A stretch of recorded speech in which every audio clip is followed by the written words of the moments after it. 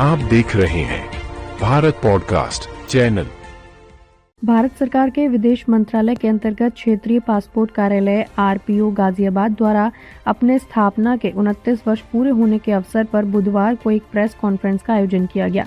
इस अवसर पर वर्ष 2025 में किए गए सफल कार्यों की जानकारी साझा की गई और वर्ष 2026 के लिए प्रस्तावित नई योजनाओं व तैयारियों पर विस्तार से चर्चा की गई। प्रेस कॉन्फ्रेंस के दौरान पासपोर्ट कार्यालय गाजियाबाद के वरिष्ठ अधिकारी आईएफएस अनुज स्वरूप ने कहा कि गाजियाबाद क्षेत्र के अंतर्गत आने वाले मेरठ और गौतम बुद्ध नगर जिलों में बढ़ती आबादी और पासपोर्ट सेवाओं की लगातार बढ़ती मांग को देखते हुए विदेश मंत्रालय के निर्देश पर आवश्यक कार्यवाही की गई है। उन्होंने बताया कि इन दोनों जिलों के लिए अतिरिक्त स्थान स्पेस की मांग डिपार्टमेंट ऑफ कोर्स से की गई है, जिसे अब सुनिश्चित कर लिया गया है और जल्द ही स्थान उपलब्ध होने की प्रबल संभावना है। अनुज स्वरूप ने बताया कि वर्तमान में मेरठ जिले में केवल 2 काउंटर संचालित हैं, जहां प्रतिदिन लगभग 100 अपॉइंटमेंट दिए जा रहे हैं। वहीं गौतम बुद्ध नगर जिले में भी 2 काउंटर हैं, लेकिन स्थान की कमी के कारण वहां प्रतिदिन केवल 80 अपॉइंटमेंट ही संभव हो पा रहे हैं। उन्होंने स्पष्ट किया कि जैसे ही अतिरिक्त स्थान उपलब्ध होगा, काउंटरों की संख्या बढ़ाई जाएगी, जिससे आम नागरिकों को पासपोर्ट सेवाएं और अधिक सुगमता व तेजी से मिल सकेंगी। वर्ष 2025 की उपलब्धियों पर प्रकाश डालते हुए आरपीओ गाजियाबाद ने बताया कि बीते वर्ष कार्यालय द्वारा करीब 3.5 लाख पासपोर्ट सेवाएं और लगभग 11,000 पीसीसी यानी कि पुलिस क्लियरेंस सर्टिफिकेट की सेवाएं प्रदान की गई। ये आंकड़ा वर्ष 2024 की तुलना में लगभग 8% अधिक है, जो कार्यालय की कार्यक्षमता और सेवा विस्तार को दर्शाता है। उन्होंने विश्वास जताया कि यदि इसी गति से कार्य जारी रहा तो वर्ष 2026 में पासपोर्ट सेवाओं का आंकड़ा 3.75 लाख से अधिक पहुंच सकता है। इसके लिए कार्यालय स्तर पर तकनीकी सुधार, मानव संसाधन सुदृढ़ीकरण और बुनियादी ढांचे के विस्तार पर लगातार काम किया जा रहा है। प्रेस कॉन्फ्रेंस के अंत में अधिकारियों ने कहा कि क्षेत्रीय पासपोर्ट कार्यालय गाजियाबाद का लक्ष्य है कि नागरिकों को पारदर्शी, त्वरित और नागरिक केंद्रित सेवाएं उपलब्ध कराई जाएं, ताकि विदेश यात्रा से जुड़ी औपचारिकताओं में किसी भी प्रकार की अनावश्यक परेशानी न हो। 2026 में अब मेरठ और गौतम बुद्ध नगर के पीओपीएस के जो है उनकी संख्या को बढ़ाया जाएगा। क्या कुछ रणनीति है, किस तरह से इसे एग्जीक्यूट किया जाएगा? देखिए, आप लोगों से मैं सबसे पहले तो आप सभी को नमस्कार। मैं आप लोगों से साझा करना चाहूँगा कि जो हमारा गौतम बुद्ध नगर जिला है और मेरठ जिला है, वहाँ से अगर हम पासपोर्ट या संबंधित सेवाओं का हम लोग डिमांड देखें, वो सर्वाधिक है गाजियाबाद जिले के बाद।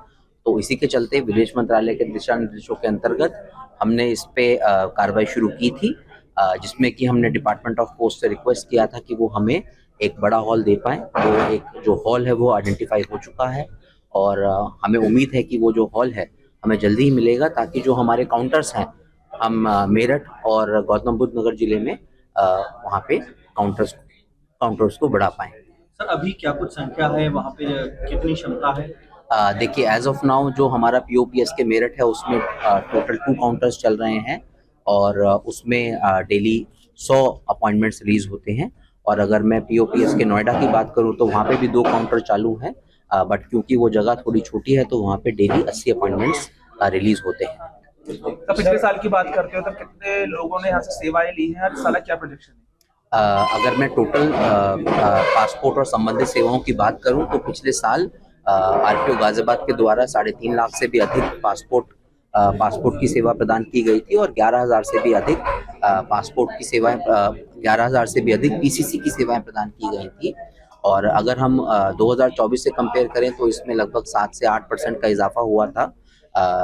और अगर यही क्रम रहा तो हमें लगता है कि ये आंकड़ा 3,75,000 से पार कर जाएगा फॉर 2026। सर, आपकी शिकायतों की श्रेणी में क्या ऐसा भी कोई शिकायत आती है कि मीडिएटर्स की वजह से आवेदकों को परेशानी होती है? देखिए, मैं आप लोगों के माध्यम से बस यही रिक्वेस्ट करना चाहूँगा आवेदकों को कि कई बार आवेदक किसी एजेंट या किसी साइबर कैफे वाले से फॉर्म भरवा लेते हैं और उसमें क्योंकि उनके लिए तो वो एक काम है, तो कई बार वो कुछ त्रुटि कर देते हैं उसमें। उनके जो इम्पोर्टेंट फील्ड्स हैं, चाहे वो उनका नाम हो या उनका प्लेस ऑफ बर्थ हो या उनका डेट ऑफ बर्थ हो, उसमें त्रुटि कर देते हैं, जिसके कारण से आवेदकों को मुश्किल का सामना करना पड़ता है। इसीलिए आप लोगों के माध्यम से मैं ये रिक्वेस्ट करना चाहूँगा कि अगर वो किसी और से भी फॉर्म भरवा रहे हैं तो एक बार पासपोर्ट कार्यालय आने से पहले जो भी डिटेल्स भरी गई हैं उनको अच्छे से चेक कर लें, ताकि उनका जो पासपोर्ट है उसमें कोई त्रुटि ना हो।